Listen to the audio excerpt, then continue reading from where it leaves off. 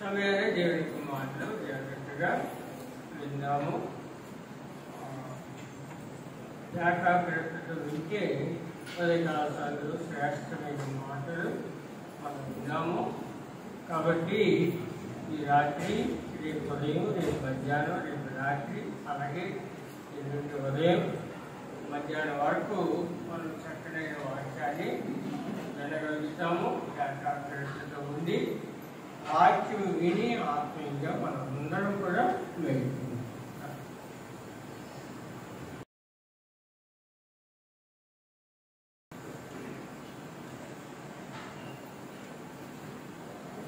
దేవుని వాక్యముల నుండి రాత్రి లూకాసు వార్త 13వ అధ్యాయం. లూకాసు వార్త 6వ వచనం నుండి 9వ వచనం వరకు మనము చదువుకుంటాం. లూకాసు వార్త 13వ అధ్యాయము 6 నుండి 9 వచనాలు మనము మార్చి చదువుకుంటాం. చదవండి. 6వ వచనం నేను చదువుతాను, 7 మీరు చదవండి. మరియు ఆయన వార్త ఈ ఉపమానం చెప్పాను. ఒక మనుష్యుని ద్రాక్ష తోటలో అందరూ చెట్టు ఒకటి నాటబడి ఉండేది. అతడు దాని పండ్లను వెతక వచ్చినప్పుడు ఏమీ దొరకలేదు.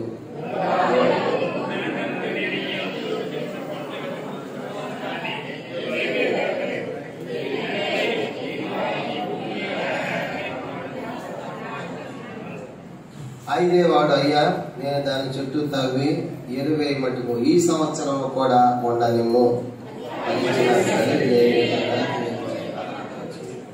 మరొక వాక్య భాగము లూకాసు వార్త 21వ అధ్యాయం. లూకాసు వార్త 21వ అధ్యాయము 29 నుంచి 33 వరకు కూడా ఈ భాగాన్ని చదువుకుంటాం. లూకాసు వార్త 21వ అధ్యాయము 29 నుంచి 33 వచనాలు కూడా మనము మార్చి చదువుకుంటాం. మరియు ఆయన వారితో ఉపమానం చెప్పెను. అందరూ వృక్షమును సమస్త వృక్షములను చూడుడి.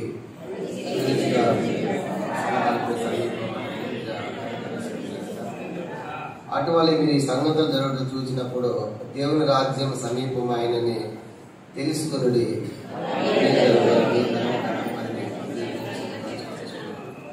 ఆకాశమున భూమి గతించిన కానీ నా మాటలు ఏమాత్రమును ప్రార్థన. మా తండ్రి పరిశుద్ధ దేవుని స్తోత్రాలు. పాటల ద్వారా మీ వందనాలు చెల్లించు. వార్షికోత్సవం కోడిక తీసుకొచ్చారు. మధ్యాహ్నం కూడా తండ్రి మందిరం దినానికి ఎలాగో చూడబోతున్నాం. మరి కణంలో ప్రవేశించారు, కణాన్ దేశం ఇచ్చారు, కానీ మళ్ళా వాళ్ళు దాన్ని పోగొట్టుకున్నారు. పాపాన్ని బట్టి శక్తులకు అప్పగించబడి ఆ సంగతులు ఈ రాత్రి చూడబోతుండగా ఎంతో దీవెనకరంగా ఆశ్వాదకరంగా చేయండి.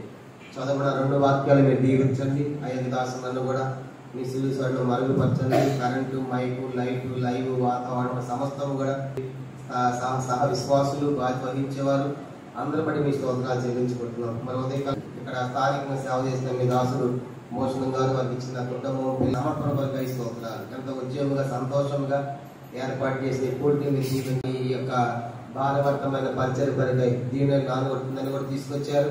నేను కూడా విడిచి వచ్చిన కుటుంబం సంఘం చుట్టూ కూడా మీకు అగ్ని ప్రార్థించమని ప్రార్థిస్తూ ఉన్నాం. సహాయం చేయండి దేవా. మరి బయట వంట పరిచయంలో సహాయపడిన బిడ్డలను మీరు దీవించండి, ఆశీర్వదించండి. నీ మందిరం సర్వసమృద్ధి దయచేయండి. రక్షణ లేని ప్రజలు రక్షణ పొందినట్లుగాను, రక్షణ పొందిన వారు ఆత్మీయంగా బలపరచబడినట్లుగాను, తప్పిపోయిన వారిని సమకూర్చడం నూతన కార్యం జరిగించమని ప్రార్థిస్తూ, వాక్యం నీది, సన్నిధి నీది, ప్రజలు వారు సమస్తము నీవి. మేము మట్టివాడు దీర్ఘం దరిద్రం యేసుక్రీస్తు నామమున ప్రార్థించి వేడుకొనుచున్నాము తండ్రి. ఆమేన్. పిల్లల ఈ రాత్రి మనము 2 వాక్య భాగాలను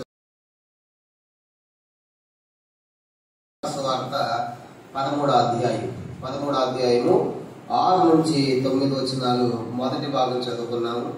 రెండో భాగం ఏమైనా అర్థమైందా? దీంట్లో కామన్ గా వచ్చిన వర్డ్ ఏంటి? ఎవరికైనా చెప్పగలరా? చెప్పలేదంట. రకాల అంజరపు చెట్లు మనము చూస్తా ఉన్నాం. 13వ అధ్యాయం అంజరపు చెట్టు ఏమో పాపి అయిన మానవుని తెలియజేస్తా ఉంది. 21వ అధ్యాయం అంజరపు చెట్టు ఏమో ఇశ్రాయేలు జాతిని, ఇశ్రాయేలు ప్రజలను సూచిస్తా ఉంది అనే సంగతి ఈ రాత్రి మనం జ్ఞాపకం చేసుకోవాలి. చెప్పండి, 13వ అధ్యాయం అంజరపు చెట్టు ఎవరు తెలియజేస్తా ఉంది? పాపి అయిన మానవుడు. మనందరూ గుర్తుగా ఉంది ఆ అంజరపు చెట్టు 13వ అధ్యాయంలోది. 21వ అధ్యాయం అంజరపు చెట్టు ఏమో ఇశ్రాయేలు జాతిని, ఇశ్రాయేలు ప్రజలను తెలియజేసినట్లుగా మనం చూస్తాం.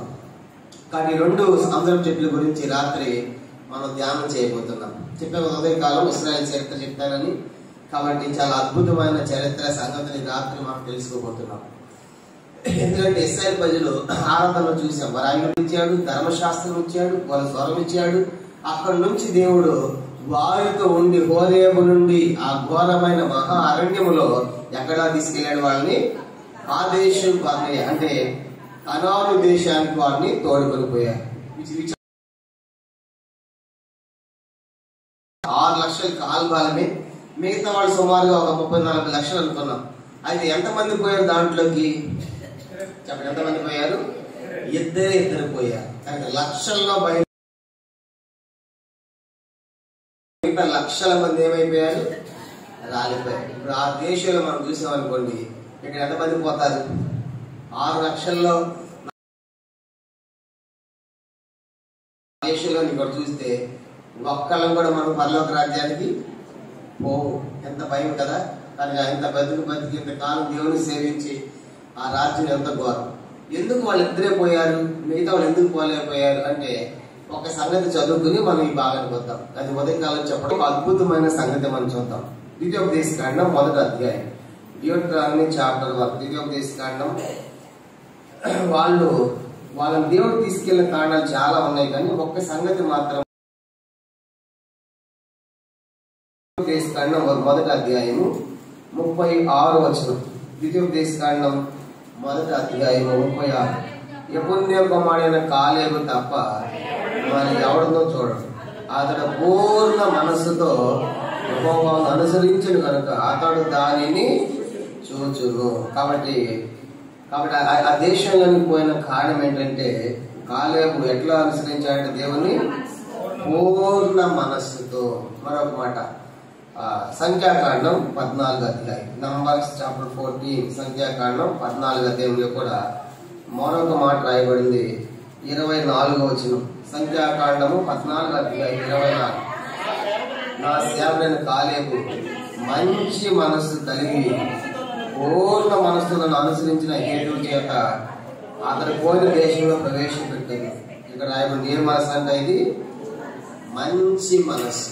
ఇందా మనం చదువుకుందేమో పూర్ణ మనస్సు, తర్వాత మంచి మనస్సు. యెహోషువ గ్రంథం 14వ అధ్యాయం, జాషువా చాప్టర్ 14. యెహోషువ గ్రంథం 14వ అధ్యాయంలో మరొక మాట రాయబడింది. వాళ్ళు జ్ఞాపకం పెట్టుకుని 14వ అధ్యాయం యెహోషువ గ్రంథము 7వ వచనము, తర్వాత మొట్టమొదటి 7 చదవండి. 14:7 చూడండి. అది కాదు, మనం 13వ వచనం 14-13 చదువుతాం. డైరెక్ట్ 13. యెహోవాను నిండు మనస్సుతో అనుసరించేవాడు కనుక మంచి మనస్సు. 3వది ఏమని రాయబడింది? నిండు మనస్సు. కనుక మొత్తం టోటల్ గా ఒక మాట అర్థమైంది. వాళ్ళు దేవుడు ఎట్లా సేవించారంటే ఆరంభము తెలియదు. చూసారంటే వాళ్ళ హృదయం అంతా ఎవరన్నా చెప్పండి. పూర్ణ మనసు అంటే ఏంటి? దేవుడు ఎట్లా ప్రేమించాలంటే 6 విధాలుగా: పూర్ణ మనస్సు, పూర్ణ శక్తి, పూర్ణ అంతల ఆత్మతో ఆయన సేవించాలి. కానీ యెహోషువ కాలేబు గురించి మనం చదివామంటే చెప్పండి, పూర్ణముగా ఉంది, నిండిపోయింది దేవునితో వాళ్ళ మనసు. మన మనసు ఎట్లా ఉంది చెప్పండి? మన మనసు ఇంట్లో తాళం వచ్చామా లేదా, స్విచ్ ఆఫ్ చేసామా లేదా, గీజర్ ఆఫ్ చేసామా లేదా. కానీ కొంతమంది బాడీ ప్రజెంట్, మైండ్ ఆఫ్. తర్వాత మన మనసులో ఏముంటుందంటే, మన మనసు నిండా మన కుటుంబమే, మన పిల్లలు, మన భార్య, మన ఉద్యోగాలు, మన వ్యాపారాలు. ఇశ్రాయేలు హృదయం నిండా ఏముందంట? ఐగుప్తు. అంటే అది ఆశపడుతున్నారు కాబట్టి. కానీ ఇప్పుడు యెహోషువ కాలేబులో వాళ్ళ హృదయాలు ఐగుప్తు లేదు. ఏముందంట? నిండు మనసుతో, పూర్ణముగా మంచి మనసుతో దేవుని వాళ్ళు సేవించారు. అంటే దేవుడు చూశారు, వాళ్ళ మనసును చూశారు. ఇస్తే ఇట్లాంటి మనం కూడా యెహోషువ కాలేబులో దేవుడు ఎట్లా ప్రేమించాలి చూడండి. మార్కు సువార్త దేవుడు ఎట్లా ప్రేమించాలంటే, మార్కు సువార్త 12వ అధ్యాయం. మార్కు సువార్త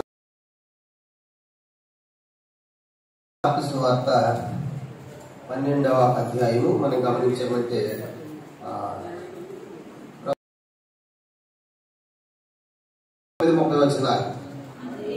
అందుకు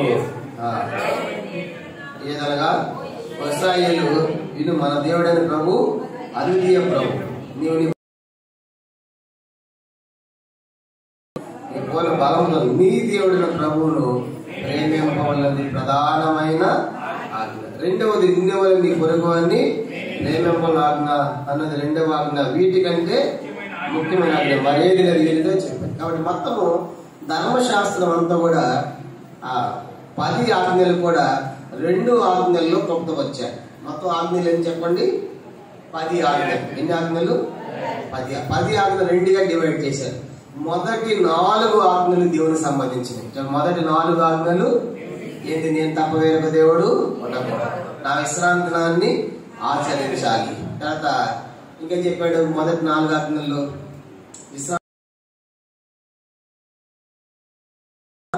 యెహోవాను వ్యర్థముగా ఉచ్చరింపకూడదు. ఇలాగా మొదటి 4 ఆజ్ఞలు దేవునికి సంబంధించినవి.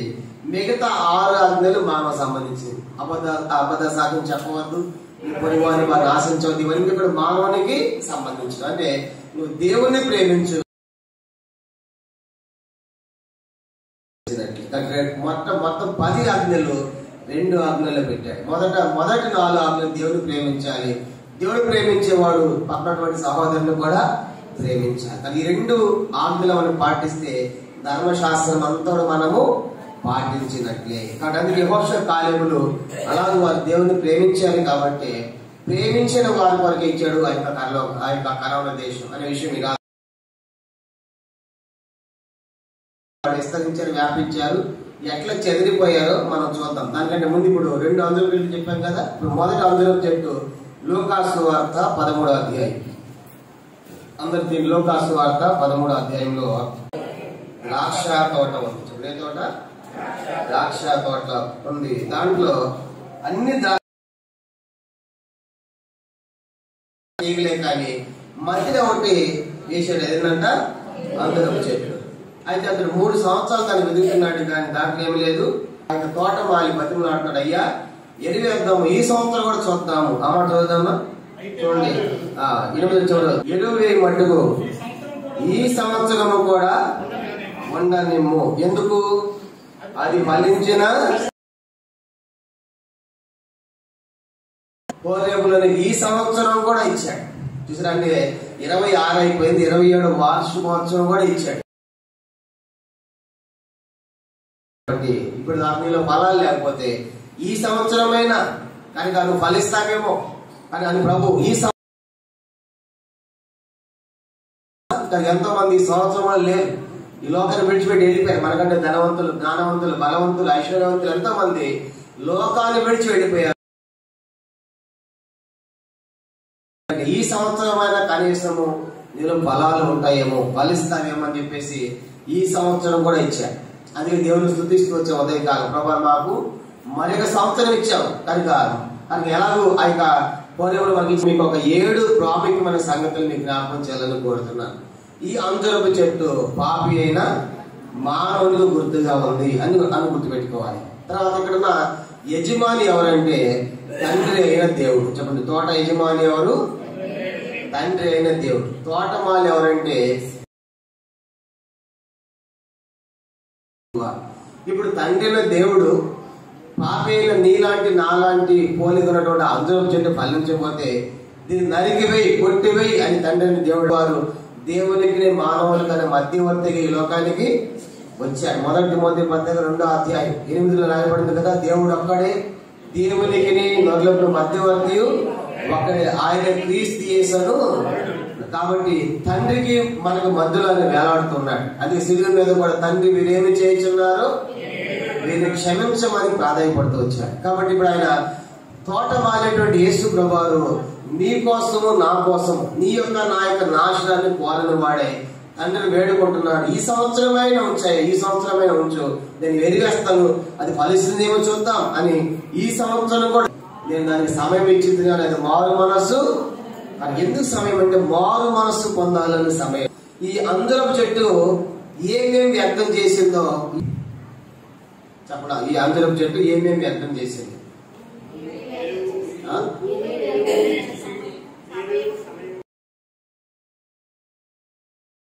సమయం ఎన్ని సంవత్సరాలు ఎదురుస్తుందంట? 3 years, 3 సంవత్సరాలు. ఆ సమయం అంతా వ్యక్తం చేసింది, ఫలించలేదు. మొదటిది అయిపోయింది. వేరే కూడా ఎరువు కనుక, ఎరువు అంటే పెట్టుబడి, ప్రయాస. రెండోది ప్రయాస వ్యక్తం చేసింది, అది కూడా వ్యర్థమైపోయింది. ఎరువు వేస్తా కూడా ఫలాలు పోయింది, నీరు కూడా వ్యర్థమైపోయింది. మూడవది వెరీ గుడ్. నాలుగవది స్థలము కూడా వ్యర్థమైపోయింది, అదే భూమి కనుక స్థలము కూడా వ్యర్థమైపోయింది. ఇంకా 4 అయిపోయింది. 3 అయిపోతే 3 నిమిషాలు ముగించేస్తే వెళ్ళిపోవచ్చు మీరు ఫోన్ చేసి, లేదా రాత్రి చెప్తానే ఉంటా. చెప్పండి.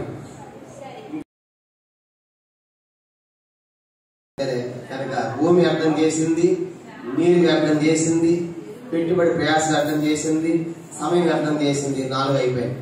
5వది ఏం చెప్పండి? అసలైతే అది ఏ తోట? ద్రాక్ష తోట. ఏముండాలి దాంట్లో అని స్పెషల్ గా వేసాడు. స్పెషల్ గా పెట్టాడంటే ఏంటంటే ప్రేమతో వేసుకున్నాడు. చెప్పండి ఏంటంట? ప్రేమతో. ప్రేమను వ్యక్తం చేసింది. మా ప్రాంతంలో, ఆ గుంటూరు ప్రాంతంలో మిరపకాయలు పండిస్తారు ఎక్కువగా. ఆ మిరపకాయ తోటల మధ్యలో అక్కడక్కడ బంతి పూలు వేస్తారు. బంతి పూలు వేస్తారు. ఆ యజమాని మిరపకాయలు కోసి ఏమన్నారు కానీ బంతి పూలు మాకు కోసం మాత్రం కోపం వచ్చేస్తాయి వాళ్ళకి. ఇది ఎంతో స్పెషల్గా వేసుకున్నాం, అది ఎందుకు వస్తారంట చూసిరా? అంటే వాటి మధ్యలో ఎందుకు వేస్తారు? స్పెషల్ గా కనుక ఉంటుంది. కనుక అలాగూ ఇదంతా ద్రాక్ష తోటే, ద్రాక్ష తోటే ఉండాలి. కానీ ఏం వేసారు దాంట్లో? అంజూరపు చెట్టు అంటే యజమాని యొక్క ప్రేమను అర్థం చేసింది. చెప్పండి, వ్యర్థం చేసింది. ఇంకా ఇది 5వది. 6వది ఇంకేం అర్థం చేసిందంటే యజమాని యొక్క పర్పస్, ఉద్దేశాన్ని అర్థం చేసింది. యజమాని ఉద్దేశం ఏంటి? అది ఎందుకు వేసాడు? ఫలించాలని. అంటే యజమాని యొక్క ఉద్దేశాన్ని వ్యక్తం చేసింది, కనుక వ్యక్తం చేసింది చెట్టు. కాబట్టి ఆయన ఏమైతే ఆశించాడో అది చేయలేకపోయింది. అందుకే కోపం వచ్చేది, యజమాని కోపం వచ్చింది. నేను పెట్టింది ఫలించాలని కదా. ఒకసారి మనం కూడా చూడండి, అప్పించామనుకో, అనవసరం నీకు ఇచ్చామని వాడికి ఇస్తే బాగుండేది, మంచిగా చేసేవాడు అంటారు చూడండి. కనుక అలా దేవుడు కనుక ఫలించాలని పెట్టాడు. కాబట్టి అంత మాత్రమే కాకుండా ఇంకా మనం చూసామంటే అసలు దాని స్థానంలో ఒకవేళ ద్రాక్ష చెట్టే వేసి ఉంటే అది బాగా, కాబట్టి అది 7వ సంగతి. కనుక చూసామంటే చాలా అనవసరం నీకు ఇచ్చే స్థానం, కాబట్టి అనవసరం నీకు ఇచ్చే రక్షణ, అనవసరం నీకు ఇచ్చే ఆ ప్లేస్, కాబట్టి వేరే వాడికి శ్రద్ధ బాగుండు కనుక వాడికి స్థానం చేసేవాళ్ళేమో అని చెప్పేసి దేవుడు బాధపడేవాడికి ఉంటా ఉన్నాడు. కాబట్టి ఈ రాత్రి ప్రశ్న ఏంటంటే సంవత్సరాలు గడిచిపోతా ఉన్నాయి, సంవత్సరాల మీద పడుతున్నాయి, మనకి వయసు పెరుగుతా ఉంది. ఒక సంవత్సరం పెరుగుతుందంటే అర్థం ఏంటి? పుట్టినరోజు అంటా ఉంటా. నేను చెప్తాను, ఇప్పుడు పుట్టినరోజు అంటే సత్య రోజు దగ్గరకు వస్తుందని అర్థం కదా. ఆ రోజు చెప్పలేండి, పుట్టినరోజు బాధపడతారు కదా పాపం, మనసులో కూడా వచ్చి అందరూ ప్రార్థన చేయండి అంటే చాలా సంతోషం. ఒక సంవత్సరం పెరుగుతుందంటే మనం సమాధికి దగ్గరగా వెళ్తున్నాము అని అర్థం. చూసారా? కాబట్టి అని పుట్టినరోజు చేసుకోవద్దని నేను చెప్పడం. ఎంతో మంది వెళ్ళిపోయారు కదా, కానీ ఈ సంవత్సరం ఎలా బతికాను నేను. కానీ ఈ 26వ సంవత్సరం అయిపోయింది, కానీ 27 తీసుకొచ్చాం, సజీవులు అక్కడ పెట్టాం, నేను ఫలించాలి కదా. కాబట్టి అని మనం ఈ రాత్రి ఒక మంచి తీర్మానం చేసుకోవాలి. కాబట్టి మన ద్వారా ఇప్పటికే నీకు ఎన్నో అవకాశాలు ఇచ్చాడు దేవుడు, కనుక అవన్నీ వ్యర్థం చేసావు. కనుక వ్యర్థం చేసావు. దేవుడితో మాట్లాడుతున్నాడు ఈ రాత్రి, ఇప్పుడే నువ్వు ఫలించాలి. నీలో ఫలాలు లేవు. ఫలం లేకపోతే దేవుడికి ఏం జరుగుతుందంట? మత్తయి సువార్త 3:10 చెప్పబడింది, మంచి ఫలములు ఫలింపని ప్రతి చెట్లు నరకబడి అగ్నిలో వేయబడుతుంది. చూసారు, కానీ ఫలాలు లేకపోతే ఏమవుతుందంటే ఆ చెట్టు నరకబడుతుంది. అందుకే ఇక్కడ తండ్రి అయినటువంటి ఆ దేవుణ్ణి బతిమాలుకుంటున్నాడు కుమారుడైన యేసు ప్రభువు. ఏమని? అయ్యా ఈ సంవత్సరం కూడా ఉండనిమ్ము అని అన్నాడు. కాబట్టి ఇవన్నీ వ్యర్థం చేసింది. కాబట్టి ఇది భూమిని వ్యర్థం చేసింది, నీరుని వ్యర్థం చేసింది, ఎరువుని వ్యర్థం చేసింది, యజమాని ప్రయాసం వ్యర్థం చేసింది, సమయాన్ని వ్యర్థం చేసింది, కనుక దానికి ఇచ్చిన ప్లేస్ ని వ్యర్థం చేసింది, కనుక దాని స్థానం కాదు. ఇలాగా అనేకమైన వ్యర్థం చేసింది. అందుకే యజమాని కోపం వచ్చి దీన్ని నరిగి వేయి అన్నాడు. అయితే ఆయన బతిమాలుతున్నాడు, ఈ సంవత్సరం కూడా ఉండనిమ్మయ్యా. కనుక ఇప్పుడైనా మారుమనసు పొందుతారేమో, ఇంకా సరి చేసుకుంటారేమో దేవుడు మనకు సమయం ఇచ్చుంటుండగా ఇశ్రాయేలు ప్రజలకు ఎంతకాలం ఇచ్చే టైము? 40 సంవత్సరాలు ఇచ్చాడు. 40 years, 40 సంవత్సరాలు. కానీ 40 సంవత్సరాలు ఏం పొందలేదంట? వారు మనస్సు పొందలేదు. వాస్తవానికి ఇశ్రాయేలు చేతిలో నేను చెప్తాను, ఇశ్రాయేలు ప్రజలు దేవుడు ఆ హోరేబు దగ్గరే, హోరేబు కొండ దగ్గరే, సినాయి పర్వతం దగ్గర వాళ్ళని దత్తత తీసుకున్నాడు, కుమారులుగా స్వీకరించాడు. చూడండి, నిర్గమాకాండం 19వ అధ్యాయం, ఎక్సోడస్ చాప్టర్ 19, నిర్గమాకాండం. ఆ సినాయి పర్వతం దగ్గర వాళ్ళని దత్తపుత్రులుగా, కుమారులుగా, కుమార్తెలుగా, యాజకరూపమైన రాజ్యముగా దేవుడు నా ప్రజలు నా రాజ్యం అని దత్తపుత్రులుగా స్వీకరించింది ఇక్కడే. నిర్గమాకాండం 19వ అధ్యాయము, నిర్గమాకాండం 19. కాగా మీరు నా మాట శ్రద్ధగా విని నా నిబంధనలు అనుసరించి నడిచినట్లా మీరు సమస్త దేశ జనులు నాకు స్వకీయ స్వాపాద్యం అవుతారు. రాజక రూపమైన రాజ్యముగాను పరిశుద్ధమైన జనముగాను ఉందిరని చాలు. ఇప్పుడు ఇక్కడ ఆ కొండ దగ్గర దేవుడు వాళ్ళని, ఇశ్రాయేలు జాతిని ఇక్కడే. కాబట్టి ఇక్కడ చెప్పాడు, మీరు నాకు యాజక రూపమైన రాజ్యము, పరిశుద్ధ జనము, మీరు నా మాట వినాలి, నా ప్రజలుగా మిమ్మల్ని కోరుకున్నాను. దేవుడు ఇక్కడ వారిని సేకరించాడండి. అనగా సేకరించినటువంటి దేవుడు వాళ్ళు ఫలించాలని ఆశించాడు, వారి మాట వినాలని ఆశించాడు. కానీ దేవుని ప్రజలు ఈ యొక్క అంజరపు చెట్టు, లోకాసువార్త 13వ అంజరపు చెట్టు మనకి ఏం తెలియజేస్తా ఉందంటే, పాపి అయిన మనిషిని చూపిస్తాం. కాబట్టి కూర్చున్న వాళ్ళు ఇంకైనా రక్షణ మారుమనసు పొందకపోతే, పాప క్షమాపణ మీకు పొందకపోతే, మనం దేవుని కొరకైన ఒక తీర్మానం లేకపోతే, ఏదో కాసేపు గడి వెళ్ళిపోతాములే, కాసేపు ఇంటి వెళ్ళిపోతాములే అనే ఉద్దేశం రాత్రి వచ్చి ఉంటే దేవుడితో మాట్లాడుతున్నాడు. ఎంత సమయం వ్యర్థమైపోయింది ఇప్పటికే. నీకోసం ఎన్ని కోరికలు, ఎన్ని కార్యక్రమాలు దేవుడు ఏర్పాటు చేశాడు. నీ రక్షణ కొరకాయి, నీ క్షేమం కొరకాయి, దీని మందిరంలో సంఘ ప్రార్థనలు, వార కార్యక్రమాలు, గొలుసు ప్రార్థన, ఆన్లైన్ ప్రార్థన, ఉపవాస ప్రార్థన, యూత్ మీటింగ్, VBS, లాగా ఇవన్నీ మనకి ఎందుకు ఏర్పాటు చేశాడంటే వీటన్నిటిని పురస్కరించుకుని మనం ఆత్మీయంగా ఫలించాలని. ఇది వస్తున్నావు, వింటున్నావు, తింటున్నావు, వెళ్ళిపోతున్నావు, కానీ నీలో రక్షణ పొందలేదు. ఇర్మియా గ్రంథం, కాలాలు గతించిపోయినాయి కానీ నువ్వు రక్షణ పొందలేదంట. ఇర్మియా గ్రంథము 8వ అధ్యాయం దేవుడు చెప్తున్నాడు చూడండి. ఇర్మియా గ్రంథం 8వ అధ్యాయము 20వ వచనం. ఇర్మియా గ్రంథం 8వ అధ్యాయం 20వ వచనం. కోతకాలం గతించినది, గ్రీష్మకాలం జరిగిపోయాను, మనం రక్షణ. కోతకాలం గతించింది, గ్రీష్మకాలం గతించింది, కనుక సంవత్సరాలు, మాసములు, దినములు, కనుక వత్సరములు గడిచిపోయాయి కానీ ఇంకా నువ్వు రక్షణ పొందలేదు. కాబట్టి ఇంకా ఎంతకాలం రక్షణ కొరకే వాయిదా వేస్తావు తీర్మానం లేకుండా, ఎంతకాలం ఫలించిన అందరి చెట్టులాగా ఉంటావు, ఇంకా ఎంతకాలం నరికి వేయబడి అని దేవుని చేత మాట్లాడుతుండగా దేవుని వరకు ఒక మంచి తీర్మానం, ప్రభా నేను ఫలించాలి. ఈ సంవత్సరం కూడా ఇచ్చావు ప్రభా, కానీ ఈ సంవత్సరం కూడా ఇచ్చావు. అసలు ఎన్ని అనారోగ్యాలు, ఎన్ని వ్యాధులు, ఎన్ని బాధలు, ఎన్ని కష్టాలు, ఎన్ని చిక్కులు, వాటి అన్నింటిలో కాపాడి ఈ మరొక నూతన వార్షికోత్సవ దినంలో మనం తీసుకొచ్చాం ప్రభా, నీ స్తోత్రాన్ని. మన దేవుని కొరకై తీర్మానం చేయవలసిన వారిగా ఉన్నాం. అది చేయకపోతే ఆ చెట్టు ఏమైపోతుందంటే అది నరికి వేయబడుతుంది. నరికి వేయబడి అది ఎక్కడ వేయబడుతుందంట? ఆరని అగ్నిలో. మత్తయి సువార్త 3లో చెప్పాడు కదా, ఆరని అగ్ని అనమాట. అది ఆరని అగ్ని, అగ్ని కాదు, ఆరని అగ్నిలో వేయబడుతుంది. కానీ ఈ రాత్రి తప్పించుకోవాలంటే యేసును ప్రేమించి మనతో మాట్లాడుతుండగా ఇప్పటికీ నేను ఎంతో వ్యర్థం అయిపోయింది, ఆ యొక్క చెట్టు వ్యర్థం చేసినట్లుగా నా చెట్టు ఇప్పటికీ ఎంతో వ్యర్థం, లేకపోతే ఎంత కాలం వ్యర్థం అయిపోయింది, ఎన్ని పురుగు వ్యర్థం అయిపోయింది, ఎంత ఖర్చు వ్యర్థం అయిపోయింది, ఎంత వ్యయం చేసింది కోసం కనుక సంఘం. కాబట్టి రాత్రి ఒక మనం తీర్మానం చేసుకుంటాం, ప్రభు నేను ఫలించాలని నువ్వు ఆశించినట్లయితే ఇది నేడు మీకు అనుకూలమైన సమయం, నేడే రక్షణ. కాబట్టి ఇంత గొప్ప రక్షణ నిర్లక్ష్యం చేస్తే మనం ఎలాగూ తప్పించుకుంటాం. కాబట్టి ఇది మొదటి అంజూరపు చెట్టు, ఇది పాపైన మానవులు ఇచ్చేటువంటి అంజూరపు చెట్టు. ఇప్పుడు రెండో అంజూరపు చెట్టు మనం లూకాసు వార్త 21వ అధ్యాయం మనం చూసామంటే, లూకాసు వార్త 21వ అధ్యాయం చూడండి, మనం చదువుకున్న భాగం చదవండి. మరియు అంజూరపు వృక్షమును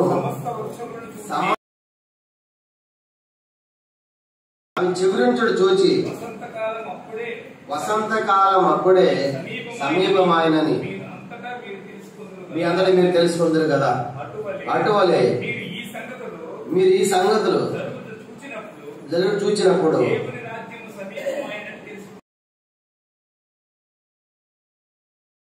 అంజూరపు ఇది చిగిరించిన అంజూరపు చెట్టు. అంజూరపు చెట్టు అంటే ఇది, అదేమో ఫలించిన అంజూరపు చెట్టు, పాపిన మానవుని గుర్తయితే ఇదేమో చిగిరించిన అంజూరపు చెట్టు. ఇదే దేని గుర్తుగా చెప్తున్నాం మనము? ఇశ్రాయేలు యొక్క జాతిని చూపిస్తా ఉంది. మనకు తెలుసు ఇశ్రాయేలు ప్రజల చరిత్ర, ఉదయకాలం చెప్పాను. మనకు అబ్రహాము తెలుసు, ఏమని మార్చబడింది? ఇశ్రాయేల్ గా మార్చబడింది. ఆ ఇశ్రాయేల్ 50 మంది పిల్లలు, 12 మంది పిల్లలు. ఆ 12 మంది పిల్లలు 12 గోత్రాలు కనుక యాకోబు పేరు ఇశ్రాయేల్ గా మార్చబడింది. ఆ ఇశ్రాయేల్ యొక్క 12 మంది పిల్లలు, 12 గోత్రాలు, వారి ఇశ్రాయేలు జాతి. వాళ్ళకి మొట్టమొదటి రాజు సౌలుగా ఉన్నాడు, 40 సంవత్సరాలు పరిపాలించాడు. రెండో రాజు దావీదు వస్తాడు, ఆయన 40 సంవత్సరాలు పరిపాలించాడు. మూడో రోజు సొలొమోను వస్తాడు, ఆయన 40 సంవత్సరాలు పరిపాలించాడు. ఆ తర్వాత అతని కుమారుడు రెహబాము వస్తాడు.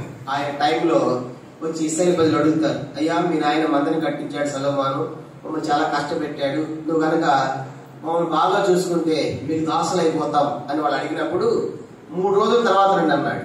ఎవరు? రెహబాము. ఈ 3 రోజుల్లో చేసిన పని ఏంటంటే, ఈ యొక్క రెహబాము యవనస్తులు పిలిచి ఇలా అడుగుతున్నారు, ఏం చేద్దామంటే కుదుర మీ నాయన కంటే ఎక్కువ నువ్వు బాధ పెట్టాలి అన్నాడు. అది యవనస్తుల యొక్క, అది ఉడుకు రక్తం కదా, అందుకే యవనస్తుల ఆలోచనలు అసలు తగ్గండి బాబు అంటారు. ఎందుకు చెప్పండి? తొందరపాటు నిర్ణయాలు, ఉద్రేకాలు ఉంటాయి కాబట్టి. వాళ్ళు చెప్పారు, లేదే మీ నాయన కంటే నువ్వు ఎక్కువ కష్టపెట్టాలన్నారు. వీళ్ళు వెళ్ళిపోయారు అన్నాడు. నిజమేనా అయ్యా, వాళ్ళు చెప్పిన మాట వాస్తవమే. మీ నాయన స్వర్ణ దేవాలయం ఎలా కట్టాడు, మనుషులు పిండాడు, బంగారం కోసం తెమ్మని పన్నులు వేశాడు, ట్యాక్సులు వేశాడు, చాలా కష్టం, ఆస్తులుగా ఉంటారు అన్నాడు. అప్పుడు ఈ 2 విషయాల్లో రెహబాము ఎవరు ఆలోచన తీసుకున్నాడంట?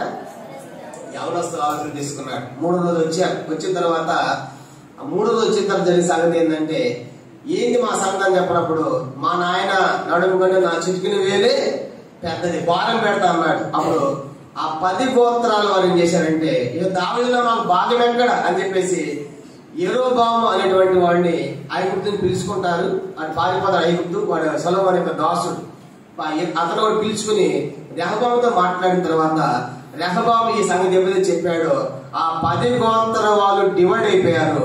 వాళ్ళకి రాజు యెరోబాము, మొదటి యెరోబాము. చెప్పండి, వాళ్ళకి రాజు ఎవరంట? మొదటి యెరోబాము. 2 ఆ 10 గోత్రాలు బయటికి వెళ్ళిపోయారు. మిగతా ఎన్ని మిగిలినవి? 2 గోత్రాలు. ఆ 2 గోత్రాలే యోధా, బెన్యామీను. దానికి రాజులు ఎవరంటే రెహబాము, అబియాము, అలా మొత్తం వచ్చారు. కానీ వీళ్ళేమో యోధా దేశంగా వెళ్ళిపోయారు. చెప్పండి, వీళ్ళేమో అదేమో ఇశ్రాయేలు రాజ్యం, ఇదేమో యోధా రాజ్యం. అది ఇశ్రాయేలు దేశం, ఇది యోధా దేశం. ఇప్పుడు చెప్పండి, ఇశ్రాయేలు దేశానికి ఎన్ని 10 గోత్రాలు, దక్షిణ రాజ్యానికి ఎన్ని గోత్రాలు? 2 గోత్రాలు.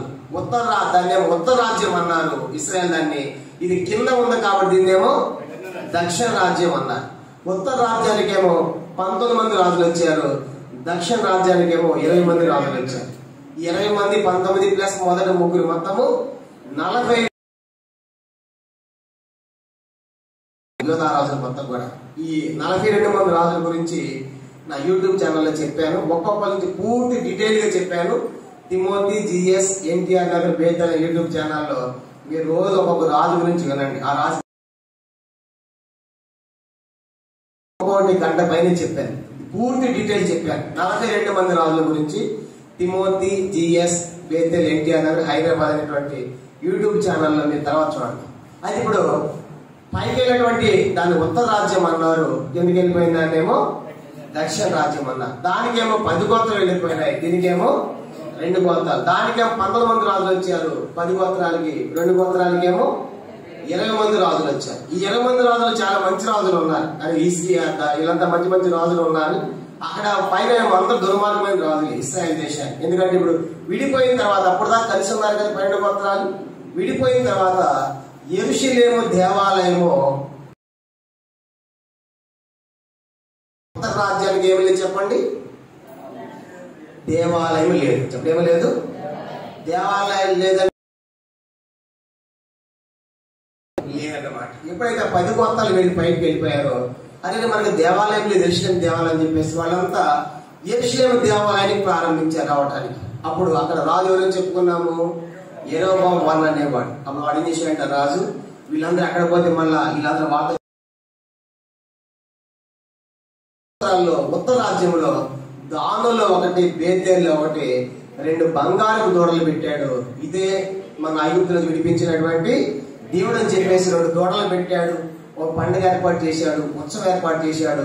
అందరూ కూడా ఆ రెండింటిని పూజించడం, సేవించడం ప్రారంభించారు. అదే బైబిల్లో యెరోబాము చేసిన పాపం, యెరోబాము చేసిన పాపం, యెరోబాము చేసిన పాపం అనే మాట పదే ఉంటుంది. యెరోబాము చేసిన పాపం ఏంటి? ప్రజలందరినీ కూడా ఆ దూడల వైపు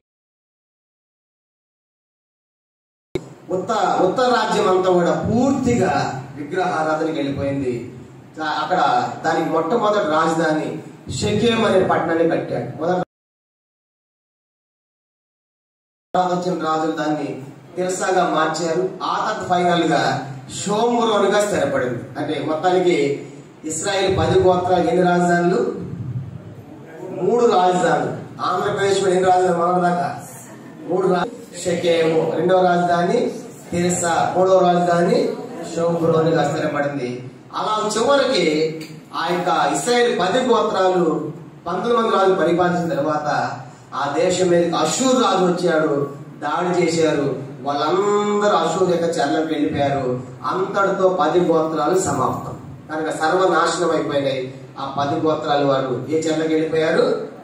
అషూరు వారి యొక్క చెరలోకి వెళ్ళిపోయారు. ఇప్పుడు కింద మనం ఎన్ని గోత్రాలు అని చెప్పుకున్నాము? మొన్నటి తెల్లవి ఉంటే ట్రంప్ వచ్చేయమని చెప్పాడు. వెంటనే రాజధాని మేము జెరూసలేముగా ప్రకటిస్తున్నామన్నాడు. కనుక అప్పుడు రాజధాని యెరూషలేము, ఇప్పుడు కూడా యెరూషలేమే కనుక ఇశ్రాయేల్ దేశాన్ని. కాబట్టి ఇప్పుడు దీనికి యెరూషలేముగా రాజధానిగా పాలించుకుని 20 మంది రాజులు పరిపాలన దేవుడికి అసహ్యమైన కార్యాలు చేసి చెప్పండి మాట్లాడు అంటే Timothy YouTube channel NTR Nagar కొట్టారంటే అన్ని డీటెయిల్ గా. ఇప్పుడు నేను టైం లేదు కాబట్టి తొందరగా వెళ్ళిపోతున్నా.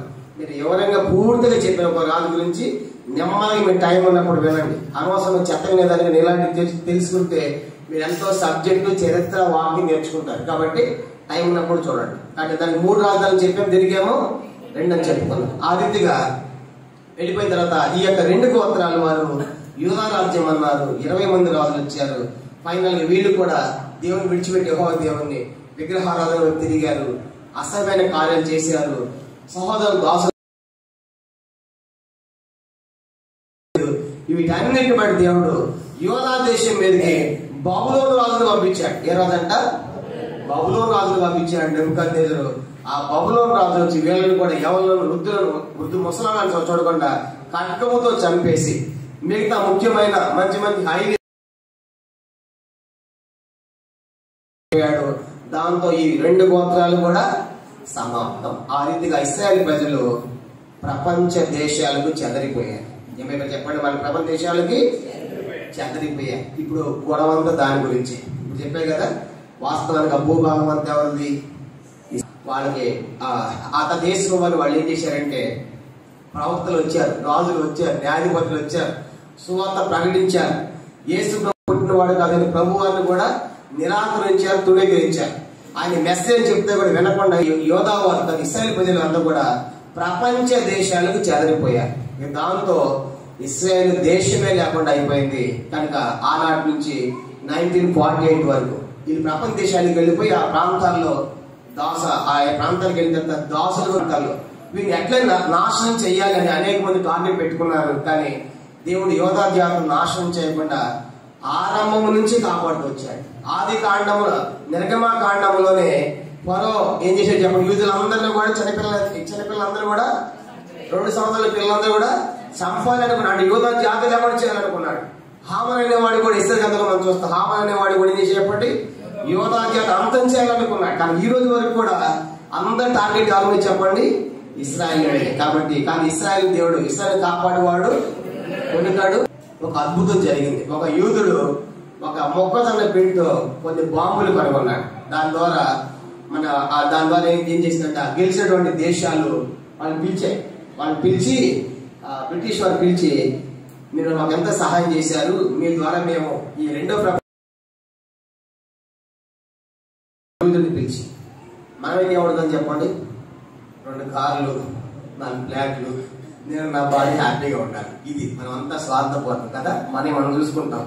కానీ యూదుడు వెక్కి ఏడ్చుకుంటే ఏమి చేయాలని తెలుసా, మా జాతి అంతా ప్రపంచ దేశాల్లో మా భూమిని మాకు ఇప్పించండి, మా దేశం మాకు ఇవ్వండి అని వెక్కి ఏడ్చారు. అప్పుడు 1948 మే 14వ తారీఖున మళ్ళా ప్రపంచ పటంలో ఇశ్రాయేలు ఏర్పడింది. ఇప్పుడంట 1948వ సంవత్సరం మే 14వ.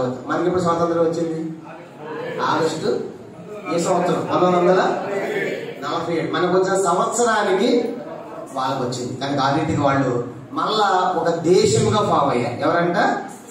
ఇశ్రాయేల్. ఇప్పుడు 19 అది చాలా చిన్న దేశం. చాలా సుమారుగా 90 లక్షల మంది జనాభా. ఎంతంట 90 లక్షలు. ఇప్పుడు బహుశా కోటి మంది అవ్వచ్చు. 90 లక్షల మంది జనాభా ఉన్న దేశము. పైన బయలుదేరామంటే మొత్తం ఒక రోజులో మొత్తం ఇశ్రాయేల్ దేశం మొత్తం చుట్టేచ్చు ఒక రోజు. అంత చిన్న దేశం. మేము హైదరాబాద్ లో చూద్దామంటే ఒక మూలకి వెళ్తే టైం అయిపోయింది ఒక రోజు అంతా. ఎటు దగ్గర ఇప్పుడు 40 కిలోమీటర్లు విస్తరించింది హైదరాబాద్. కనుక ఎలబినగర్ మొదలుకొని 5 దాకా పెడదాం చూసామంటే హైదరాబాద్ తిరగాలని ఒక రోజు అవదు. కానీ ఇశ్రాయేల్ దేశం ఒక రోజు మొత్తము చుట్టేచ్చు. అంత చిన్న దేశం. కానీ ఎంత పవర్ఫుల్ తెలుసా, టాప్ 10 దేశాల్లో ఒకటి ఇశ్రాయేల్. కనుక ఈ రాత్రి ఎందుకు చెప్తానంటే, ఆ చెదిరిపోయినటువంటి ఎండిపోయినటువంటి అందరూ ఏమవుతుంది చెప్పండి, చెగురిస్తాం. ఒకప్పుడు దేశమే లేదు, ఇప్పుడు దేశం అయ్యారు. దేశం వచ్చారు. దేశం వచ్చినటువంటి వాళ్ళు ఏం చేస్తున్నారంటే, ఇప్పుడు ఆ దేశం ఎప్పుడైతే ఏర్పడింది చుట్టుపక్కల దాదాపుగా 6 దేశాల వాళ్ళు ఒక్కసారిగా ఇశ్రాయేల్ అటాక్ చేశారు. అప్పుడు చాలా తక్కువ సైన్యము, యుద్ధాలు సరిగా వాళ్ళకి యుద్ధ సామాగ్రి లేదు. అయినప్పటికీ కూడా 6 దేశాలు వారిని చిత్తుగా ఓడించింది ఇశ్రాయేల్ దేశం. ఎప్పుడు 1948వ సంవత్సరం. ఆ రోజు ఈ రోజు వరకు కూడా ఏ యుద్ధములో కూడా ఓడిపోలేదు ఇశ్రాయేల్. చూసారా కారణము, ప్రపంచ దేశానికి ఒడుగు పుట్టిస్తుంది, దడ పుట్టిస్తుంది. అంతగా దేవుడు ఆ దేశాన్ని దీవించాడు. కారణం ఏంటంటే, ఓ ఇశ్రాయేల్ నీ భాగ్యము యెహోవా రక్షణ దీన్ని పోలిన వాడు. కాబట్టి ఎంత అద్భుతమైన దేశం అది. ఈరోజు మనం చూసామంటే ఆ దేశంలో ఉన్నటువంటి జనాభా మనం చూసినప్పుడు ఆడ పుట్టినటువంటి ప్రతి ఒక్కరు కూడా సైన్యములో పని చేయాలి. ఎక్కడ పని చేయాలి చెప్పండి, సైన్యములో. కనుక ఆ మగవాళ్ళు అయితే 3 సంవత్సరాలు, ఆడపిల్లలు అయితే కనీసం 2 నుంచి 2.5 సంవత్సరాలకు తప్పనిసరిగా ఆర్మీలో పని చేసి ఉండాలి.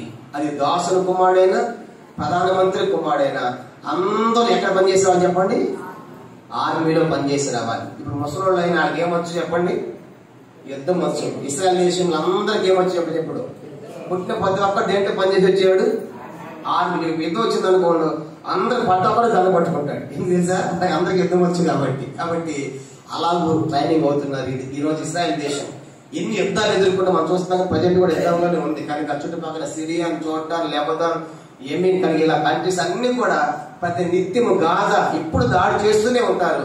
ఇశ్రాయేల్ వారికి యుద్ధాలు కొత్తేమీ కాదు. మీరు చూసిన కూడా అన్ని అబద్ధాలు. భయపడిపోయారు, అయిపోయింది అనుకుంటున్నారు. కనుక ఇశ్రాయేల్ ఏమీ భయపడలేదు. అది ఇప్పుడు కూడా ఒక ఉన్నతమైన స్థానంలోనే ఉంది. కనుక మనం మీడియాలో చూపిస్తుంది కానీ మీడియా చూపించేటప్పుడు వాస్తవాలు కాదు. కాబట్టి ఇశ్రాయేల్ ఈ రోజు వరకు కూడా ఎంత పవర్ ఉంది, ఎంత సత్తా ఉందంటే అన్ని విషయాలు సైన్యంలో మనం చూసామనుకోండి, సైన్యంలో కూడా ఫస్ట్ ప్లేస్ లో ఉంది ఇశ్రాయేల్. కనుక ఎలాగంటే యుద్ధం వస్తే ఎదుర్కోగలరు. ఐరన్ డోమ్ అనేటువంటి సిస్టమ్ ఉంది. ఆ యొక్క ర్యాకెట్స్ వస్తా ఉంటే ఆకాశంలోనే పేల్చి వేసేటువంటి సత్తా సామర్థ్యం దేశము ఇశ్రాయేల్. కాబట్టి ఒక్క ర్యాకెట్ అనేది పడకుండా ఇప్పుడు దాకా కాపాడుతున్నారు. కనుక కంటిన్యూ వదులుతా ఉంటే ఏదో ఒకటి మిస్ అవుతుంది తప్ప మిగతావన్నీ కూడా ఆకాశం పేల్చేస్తున్నారు. అలాంటి సైనిక వ్యవస్థ కలిగిన దేశము ఇశ్రాయేల్ గా మనం చూస్తాం. ఇంకా చెప్పాలంటే ఇశ్రాయేల్ దేశంలో ఉన్న పంటలు ఉదయకాలం చెప్పాను. కనుక అది పాలు తేనెలు ప్రవహించు దేశం ఇస్తుంది. వాళ్ళకి నీళ్ళే లేవు. అది ఎడారి చెప్పుకున్నాం కదా, ఎడారి ప్రాంతం, ఇసుక ప్రాంతం. అలాంటి ఎడారిలో సముద్రపు నీటిని మంచి నీటిగా మార్చి డ్రిప్ ఇరిగేషన్ ద్వారా మంచి నీటికి ఫిల్టర్ చేసి దాన్ని పంటలు పండిస్తున్నారు. మళ్ళా మురికి నీటిని మంచి నీటిగా మారుస్తున్నారు, దాన్ని వాడుతున్నారు. అలాగా ప్రపంచంలో అగ్రికల్చర్ వ్యవసాయ రంగాల్లో మొదటి స్థానంలో ఉంది ఇశ్రాయేల్.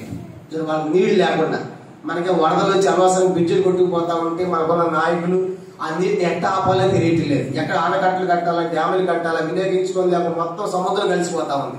వాళ్ళకి నీళ్లు లేక సముద్రపు నీటిని మంచినీటిగా మార్చి డ్రిప్ ఇరిగేషన్ ద్వారా పంటలు పండించి ప్రపంచ దేశాలకు ఎగుమతులు చేస్తా ఉన్నారు. ఒక పండు కనుక యాపిల్ పండు తాడిన సైజులో ఉంటుంది, ఒక వంకాయ తాడిన సైజులో ఉంటుంది. అలాంటి అద్భుతమైన పంటలు పండిస్తున్నారు. ఆ మధ్య మన మోడీ గారు కూడా కాశ్మీర్ రప్పించి మా వాళ్ళు కూడా ఈ పంటలు నేర్పించమంటే ఆ కాఫీ తేయాకి ఎట్లా పండించాలో ఒక టీం వచ్చి ఇశ్రాయేల్ నుంచి మన ఇండియాలో కూడా పంటలు నేర్పించడానికి ఇశ్రాయేల్ వచ్చారు. ఆ మధ్య రీసెంట్ గా 2 సంవత్సరాల క్రితం అతను గుంటూరు జిల్లా నర్సరాపేట ప్రాంతానికి కూడా పంట ఎలా పండించాలని ఒక టీము ఇశ్రాయేల్ మన దేశం వచ్చి మన వాళ్ళకి ట్రైనింగ్ ఇచ్చిపోయింది. నేను చెప్పే సంగతి ఏంటంటే అది సైనిక వ్యవస్థలోనూ టాప్ లో ఉంది. తర్వాత ఇంకా మనం చూసామంటే వ్యవసాయంలో టాప్ లో ఉంది. మూడవది ఆరోగ్య పరంగా కూడా వాళ్ళు నెంబర్ 1 ఉన్నారు. ఇశ్రాయేల్ దేశంలో అందరికి ఒకే ట్రీట్మెంట్ అంట. కనుక గవర్నమెంట్ హాస్పిటల్ లాగా ఉండదు. ప్రధానమంత్రి కూడా అక్కడే ట్రీట్మెంట్, కనుక సామాన్యులు కూడా అక్కడే ట్రీట్మెంట్. అంత అద్భుతమైనటువంటి దేశం ఇశ్రాయేల్ దేశం. వాళ్ళు ఎంత ఖర్చు పెడుతున్నారు ఆరోగ్య వ్యవస్థకి, ఏ కూడా తినరంట మనలాగా వాళ్ళు. కనుక అవన్నీ కూడా వాళ్ళు తినే ఫుడ్ కూడా చాలా స్పెషల్ గా ఉంటుంది. కూడా మనం చూసాను, మనం 60-70 సంవత్సరాలే, వాళ్ళు కనీసం 100 సంవత్సరాల పైన ఉందంట వాళ్ళకి ఆయువు. కనుక కారణం ఏంటంటే వాళ్ళు తినే పంటలు అలా ఉన్నాయి. ఇలా చెప్తామంటే రాత్రంతా చెప్తా ఇశ్రాయేల్ గురించి. కనుక ఇన్ని అద్భుతమైన సంగతులు ఉన్నాయి అంత చిన్న దేశానికి. కానీ ప్రపంచాన్ని గడగడలు నడుస్తూ ఉన్నాయి. టాప్ 1 మొసాద్ అనేటువంటి వాళ్ళకి ఇంటెలిజెన్స్ వ్యవస్థ ఉంది. కనుక వాళ్ళు కనుక పట్టుకున్నారంటే దాన్ని సాధించేంత వరకు కూడా ఈనాటి వరకు విడవకుండా వెంటబడుతున్నారు, సాధిస్తూనే ఉన్నారు. కాబట్టి ఇలాంటి టాప్ లో ఉన్న దేశము ఇశ్రాయేల్ దేశం. నేను చెప్పే సంగతి ఏంటంటే ఒకప్పుడు దేశమే లేని వాళ్ళు ఇప్పుడు ఏమయ్యారు, వాళ్ళు దేశంగా అయ్యారు. ఒకప్పుడు ఎండిపోయింది అందరూ చెట్టు, ఎండిపోయిన అందరూ చెట్టు ఏమైందంటే అది చిగురించడం ప్రారంభించింది. ఇప్పుడు ప్రపంచ దేశం యూదులు అందరూ పని చేశారంటే మేము ఆ దేశం వెళ్ళిపోతాం అని అందరూ కూడా అన్ని దేశాల నుంచి యూదులు ఆ ఇశ్రాయేల్ దేశాన్ని తీసుకొస్తున్నారు.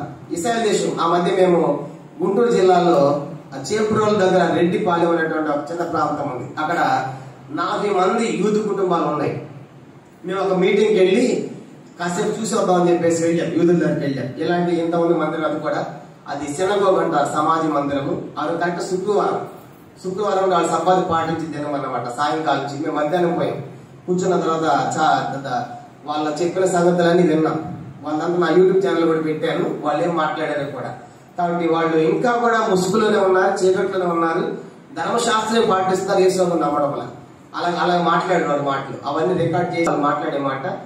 అక్కడ ఇశ్రాయేల్ టీం వచ్చారంట, వచ్చి DNA టెస్టులు చేసి 1-2 ఫ్యామిలీ తీసుకెళ్దాం అన్నారంట. ఎందుకంటే వీళ్ళు యూదులే, ఇశ్రాయేల్ అర్థమైపోయిందంటే మేము మొత్తం వస్తామని చెప్పేసి ఆగిపోయారంట. 40 కుటుంబాల వాళ్ళు అలాగే ఆగిపోయారు.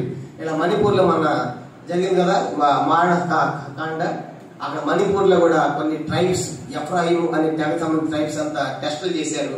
అక్కడ యూదులు ఉన్నారని తెలిసింది. ప్రపంచ దేశాలు ఎక్కడెక్కడైతే యూదులు ఉన్నారో DNA టెస్టులు చేసి ఇస్రాయల్ గవర్నమెంట్ వాళ్ళందరూ ఎత్తుకొని పోతాం. ఏ దేశము? ఎత్తుకొని పోయి వాళ్ళకు బిల్డింగ్ కట్టి ఒక ఇల్లు ఇచ్చి దాంట్లో పెట్టి వీళ్ళు మా యూదులు అని అందరూ కూడా చేర్చుకుంటా ఉంది ఇస్రాయల్ దేశం. అందరూ ఆ దేశం వెళ్ళిపోతున్నారు, తీసుకెళ్లిపోతున్నారు. అందుకే ఆ మధ్య అలీ అనేటువంటి ఉద్యమం ద్వారా అమెరికా నుంచి ఒక్కసారిగా 60,000 మంది యూదులు వచ్చారు. ఎంతమంది? ఆ మంది మీరు యూట్యూబ్ లో చూసి ఉంటారు కనుక చాలా మంది స్ప్రెడ్ అయ్యింది. కానీ నేను కూడా చూశాను.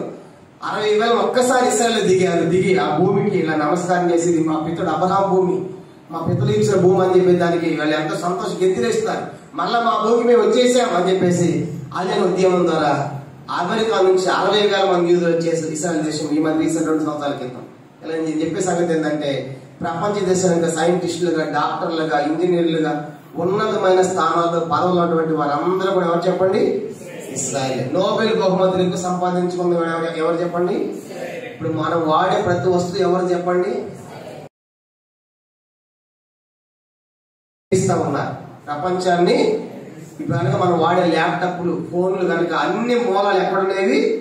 వాళ్ళు కనుక బ్లాక్ లిస్ట్ లో పెడితే ప్రపంచం అంతా స్టక్ అయిపోవాల్సిందే. కనుక అన్ని వాళ్ళు ప్రారంభించారు.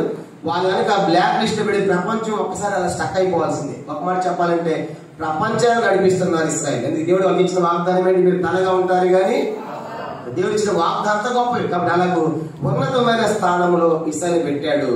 వాళ్ళు ఏం చేస్తారంటే ప్రపంచ దేశంలో యూదులందరూ కూడా క్యూ కొడుతున్నారు. మా దేశం మేము వెళ్ళిపోవాలి, మా దేశం వెళ్ళిపోవాలని అందరూ కూడా బాలు తిరుగుతున్నారు.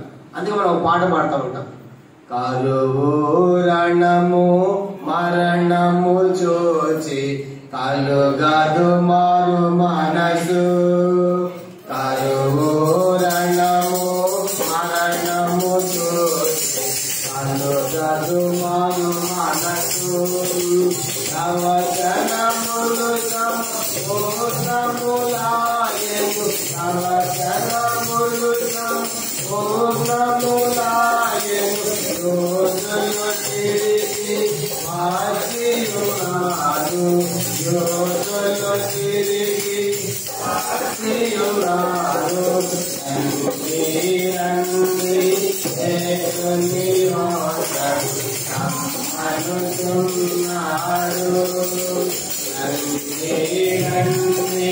దేవుని అనుకున్నాడు. ఇంకా యూదులు తిరిగి వస్తున్నారు.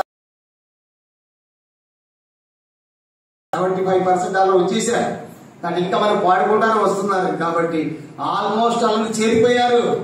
అందుకే దేవుని యొక్క రాకడ చాలా సమీపముగా ఉన్నది. అదే చెప్పి చదువుకున్నాం. అందులో చిగురించినప్పుడు దేవుని రాజ్యము సమీపముగా ఉన్నది. మత్తయి సువార్త 2:33 వచనాలు. మత్తయి సువార్త 24 అధ్యాయం 32-33 వచనాలు.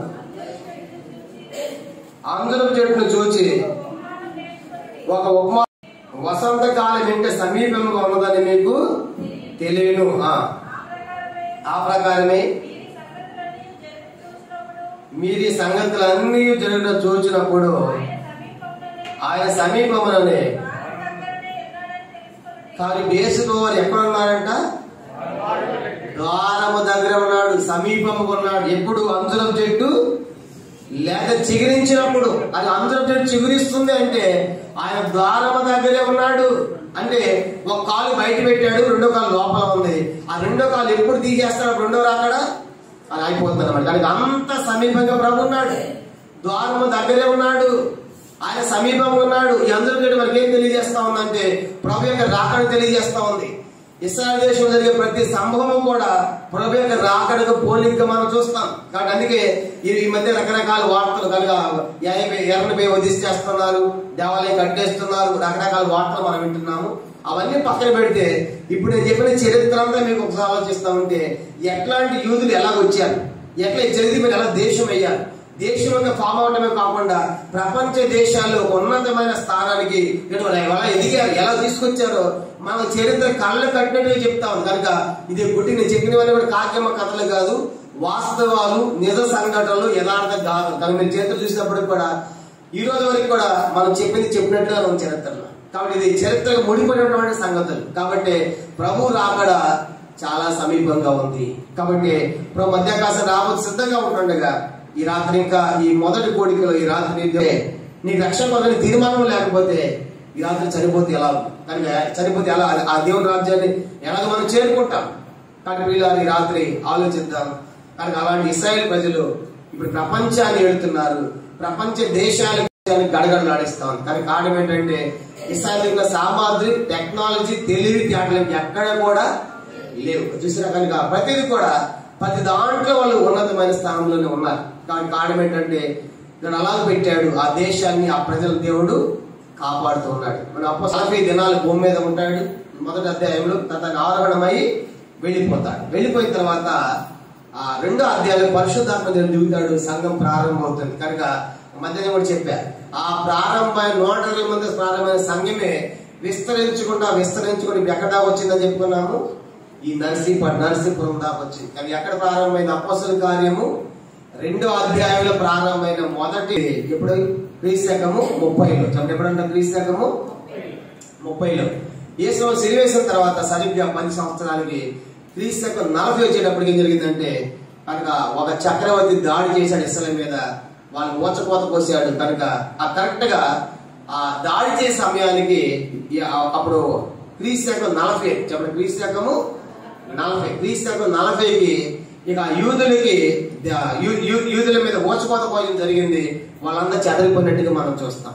అంటే వాళ్ళకి ఎంతకాలం టైం ఇచ్చాడు దేవుడు? 40 సంవత్సరాలు. చెప్పండి, 40 సంవత్సరాలు. యేసు వారు సిలువ వేయబడేంత వరకు కూడా యూదులు స్పెషలే, ప్రత్యేకత. ఈ ఒక్క సంగతి చెప్పి నేను ముగిస్తాను.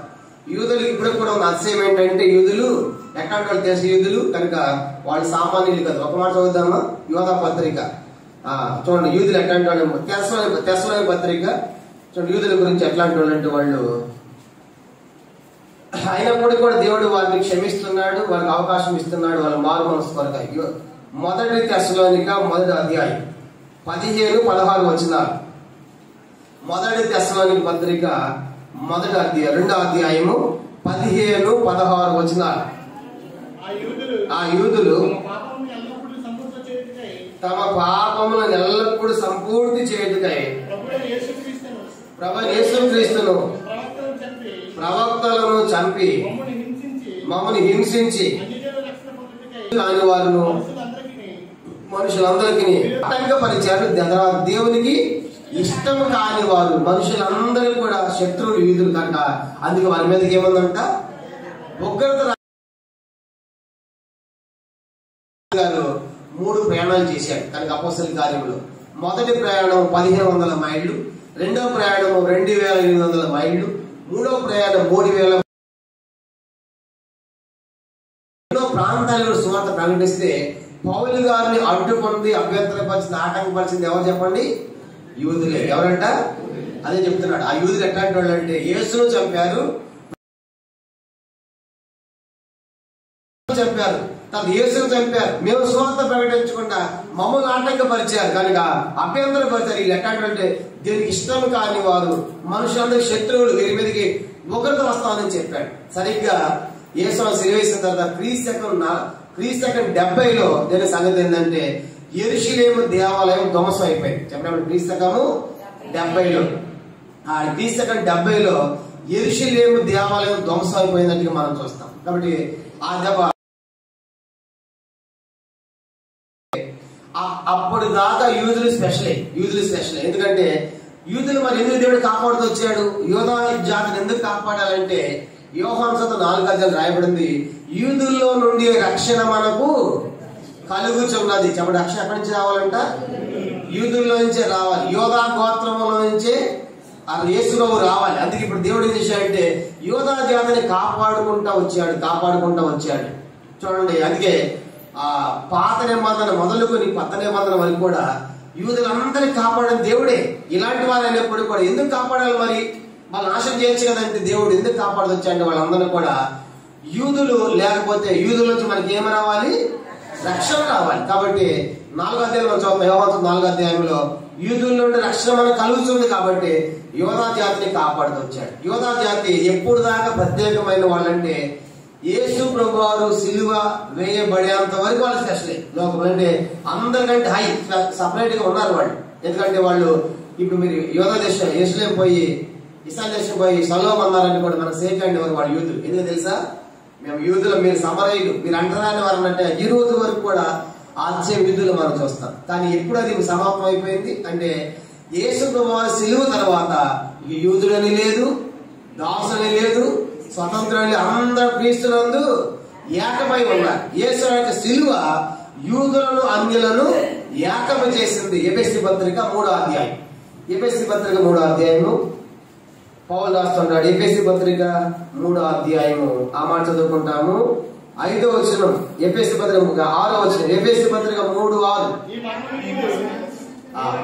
ఈ మర్మం ఏదనగా అన్య జనులు సువార్త వలన క్రీస్తు యేసునందు యూదులతో పాటు సమాన వారసులను ఒక శరీరమందలి సాటి వారునై ఉన్నారు. చూసారు ఇప్పుడు చాలా కనుక మనం గమనించామంటే ఇప్పుడు యూదులతో పాటు అన్ని జనులు కూడా ఏమంట సమాన వారసులు కనుక ఎప్పుడు జరిగింది ఇది? యేసు వారి యొక్క సిలువ సువార్త ద్వారా.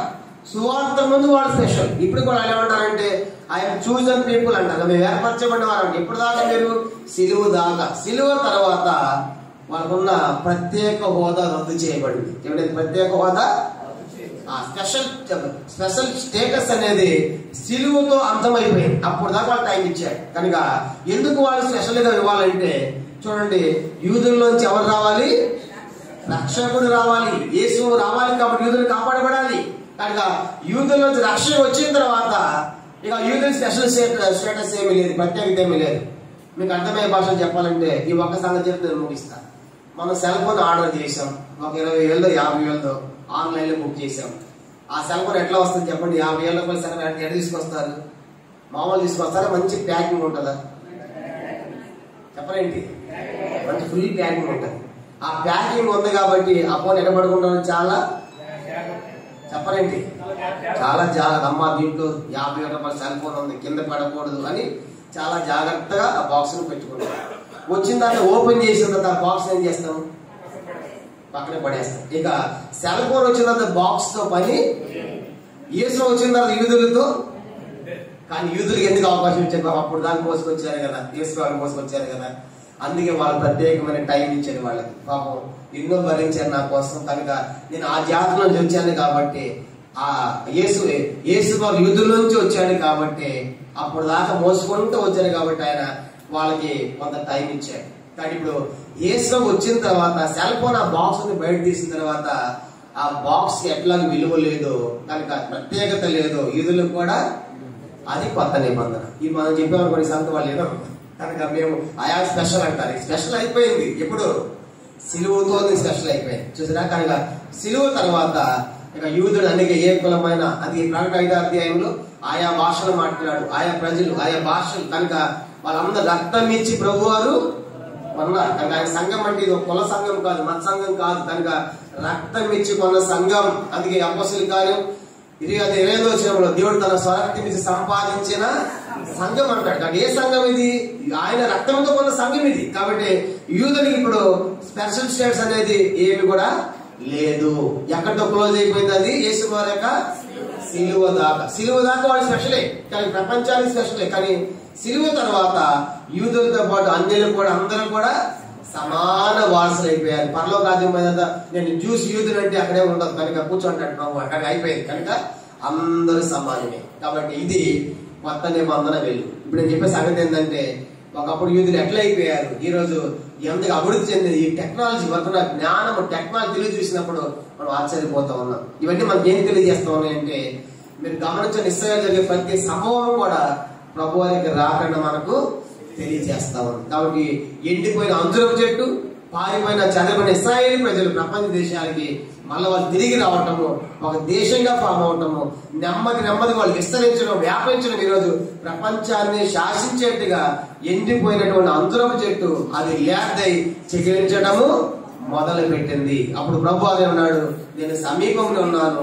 ద్వారం దగ్గరే ఉన్నాను, గడప దగ్గరే ఉన్నాను, నేను రెడీగా ఉన్నాను. అందుకే ఈరోజు పాటలు నేను త్వరగా కనుక ఎవరి క్రియలు చెప్పిన వారి ఫలితము ఇస్తాడు. అందుకని దేవుడు త్వరగా రాబోతున్నాడు. కాబట్టి ఇంకో పాట పాడారు కనుక సోదరులారా రండి కనుక లెండి కనుక దివిట సిద్ధపరచండి అని ప్రభు రాబోతారు ఎదుర్కోవాలి. కాబట్టి కానీ రాత్రి ఇవన్నీ మంచి పాఠాలు ఏంటంటే ఆ అంజురపు చెట్టు చిగిరించింది, అది విస్తరించింది, ఫలించింది ఈరోజు. కనుక అదే తెలియజేస్తాం. ప్రభు యొక్క రాకడ మనం తెలియజేస్తా ఉంటుండగా ఈ రాత్రి మనం సిద్ధపడతాం. ఇవాళ ప్రభు మధ్యాకాశానికి వస్తే మన సిద్ధమేనా? మన పాపాలు క్షమించబడ్డాయా? ఇన్ని సంగతులు వాస్తవాలు తెలిసి కూడా నీ యొక్క తారీఖుని వాయిదా వేయవద్దు. కనుక రేపు నమ్ముకుంటా అనుకోవద్దు. కనుక ఈ రాత్రి దేవుడితో మాట్లాడుతున్నాడు. బీబీ నగర్ లో హైదరాబాద్ లో రైల్వే గేట్ వేశారు. రైల్వే గేట్ వేస్తే ట్రైన్ పోతుందని బండి ఆపాడు. ఒక ఆయన కొత్తగా పెళ్ళైంది, కొత్త భార్య, కొత్త బండి, ఇద్దరు బండి మీద ఉన్నారు. బండి ఆపేశాడు. ట్రైన్ క్రాసింగ్ కోసం రైల్వే గేట్ వేస్తే పైనుంచి ఒక గద్ద బతుకున్న నాగుపామును తీసుకొని పోతాం. బతుకున్న పాము ఆ రెండు కొట్లాడుకుంటా సరిగ్గా జారింది.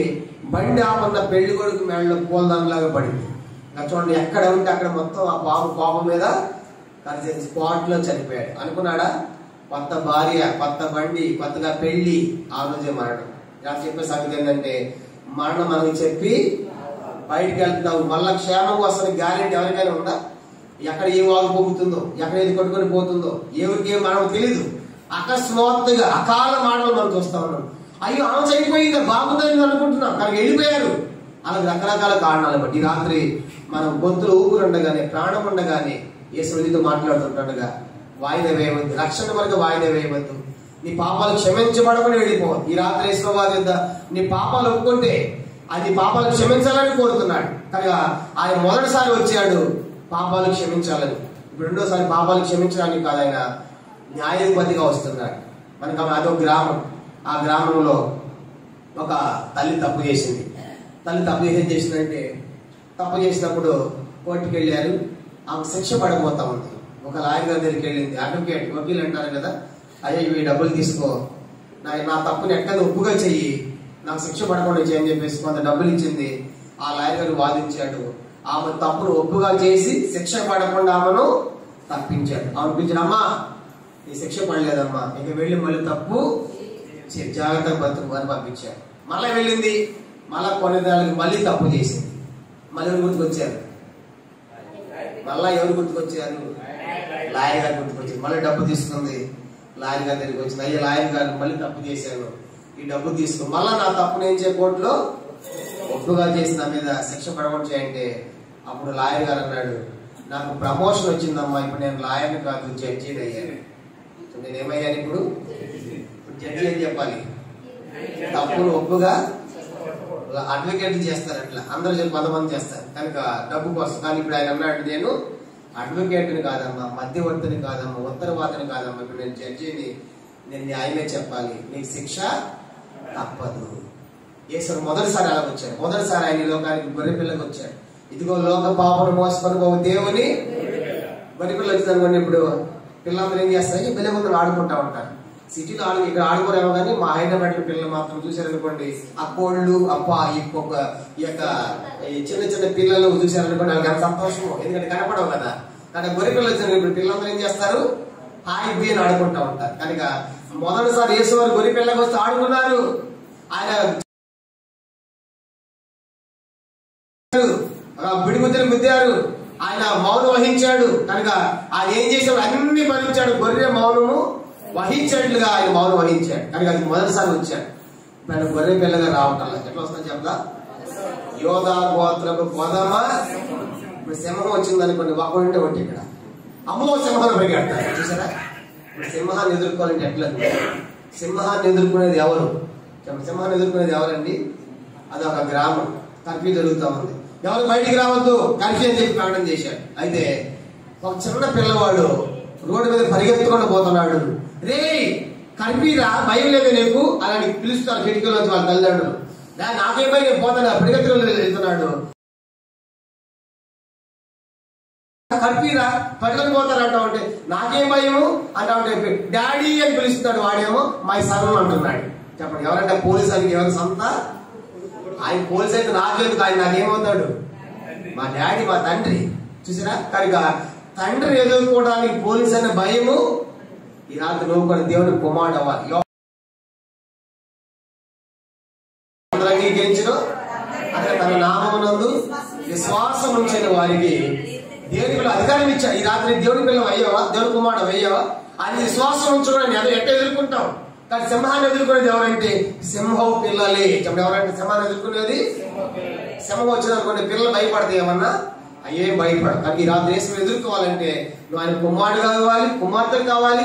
ఆయన బిడ్డకు సేకరించబడితే నువ్వు ధైర్యంగా ఆయన ఎదుర్కొంటావు. అలా కాకపోతే నువ్వు పారిపోతావు. కాబట్టి అది 2 కొరింథీ పత్రిక 5:10 చెప్పాడు, మనం అందరము క్రీస్తు న్యాయపీఠం మీద ప్రత్యక్షము కావాలి. కాబట్టి ఆయన న్యాయపతిగా వస్తున్నాడు, జడ్జిగా వస్తున్నాడు, తీర్పుగా వస్తున్నాడు. అది తప్పించుకోవాలంటే ఈ రాత్రి విశ్వాసం ఉంచితే నేను తీర్పు తీర్చబడదు. కాబట్టి ఈ రాత్రి దేవుడు నీతో మాట్లాడుతుండగా వాయిదా వేయకుండా, కాలక్షేపం చేయకుండా నీ పాపాల విషయం పశ్చాత్తాపడి ఒక మంచి తీర్మానం చేసుకుని ఈ స్థలం విడిచి వెళ్ళాలని మనవి చేస్తా ఉన్నాం. ప్రార్థన. మోకరించండి, మోకరించాలి. అందరూ కూడా లేచి వెళ్ళదు. ఎవరు కూడా అందరు కళ్ళు మూసుకోవాలి. మోకరించగలిగిన వారందరూ మోకరించండి. ఈ రాత్రి దేవుడితో మాట్లాడుకుంటుండగా ఉదయకాలం నుంచి అనేకమైన సంగతులు, అనేకమైన వర్తమానాలు దేవుడి కోసం తీసుకొచ్చాడు. ఇవి ఎంత విలువైనవి, అమూల్యమైనవి. నీ యొక్క నాశనాన్ని కోరని దేవుడు నువ్వు నాకు తప్పించాలని, నరకం తప్పించాలని ఈ రాత్రి ఎంతో తేటగా చరిత్రతో కూడిన ముడిపడిన సంగతి రాత్రి ఎన్నో నీకు తెలియజేసి ఉంటుండగా నా అధికారాన్ని వెళ్ళిపోతావా? యేసు వారి రక్తాన్ని తొక్కి వెళ్ళిపోతావా? ఆయన వాక్యాన్ని దాటి వెళ్ళిపోతావా? ఎంత ధైర్యము, ఎంత కాలం నీవు పాపాలు క్షమించబడక ఎంత కాలం నుండి వాయిదా వేస్తున్నావు బాప్తిసం కోసం. ఈ రాత్రి దేవుడి నీతో మాట్లాడుతుంటే, యేసు ప్రభా నేను పాపిని, ప్రభా మీ రాకడ చాలా సమీపంగా ఉంది, ఎండిపోయిన ఆ అంజురం చెట్టు చిగిరించింది అయ్యా, నేను ఈ రాజ్యంలో ఉండాలి. కాబట్టి అంజురం చెట్టులాగా మోసపోయాను, ఫలాలు ఉన్నట్టుగా ఆకులతో ఉన్నాను, ఫలాలు లేకుండా ఉన్నాను, శపించబడి అంజురం చెట్టుగా ఉన్నాను, వేషధారంతో ఉన్నాను, అనేకులు కనబడుతూ ఉన్నా, కాయలు ఉంటే కానీ కాయలు దాని లోపల. అలాంటి పాపిని అంజురపు చెట్టుగా పోలేని మానవుడు నేనున్నానయ్యా, నన్ను దయతో క్షమించు. నేను ఎన్నో వ్యర్థం చేశాను, నా జీవితం ఇప్పటికీ ఎంతో వ్యర్థమైపోయింది. కానీ ఈ రాత్రి నన్ను క్షమించు, నన్ను మన్నించు, నన్ను విడగా చేసుకో అనేది ఈ రాత్రి నీ తీర్మానం. అయితే నిజంగా ప్రార్థన చేసి ఉంటే నీ కొద్దిగా ప్రార్థన చేస్తాను. భయపడవద్దు, సిగ్గుపడవద్దు, అందరు కళ్ళు మూసుకోవాలి. దేవుడితో మాట్లాడుతూ ఉంటే నేను ప్రభు కొరకై తీర్మానం చేసుకుంటున్నాను, ఆయన కుమార్తెని అవ్వాలి, ఆయన కుమారుని ఆశ నీకుంటే మీ కుడి హస్తాన్ని తలపై ఎత్తి చూపించని మీ కొరకు ప్రార్థన చేస్తాం. అమ్మ ప్రభు కొన్ని పాపాలు క్షమించను గాక. అమ్మ ప్రభు నేడు ఆయన రాజ్యంలో నీకు స్థలం సిద్ధపరచను గాక. ఆయన సహోదరు ప్రభు నీ పాపాలు క్షమించను గాక. ఇంకెవరైనా సరే అమ్మ ప్రభు నీ పాపాలు క్షమించను గాక. దేవుడిని దర్శించే వేళ ప్రభు రాబోతుండగా విడిచిపెట్టబడి ఎంతో ఘోరం. కాబట్టి భయపడవద్దు, సిగ్గుపడవద్దు. యేసును నమ్ముకోవడానికి సిగ్గుపడకూడదు, దానికి తప్పు చేసి సిగ్గుపడాలి. ఇంకా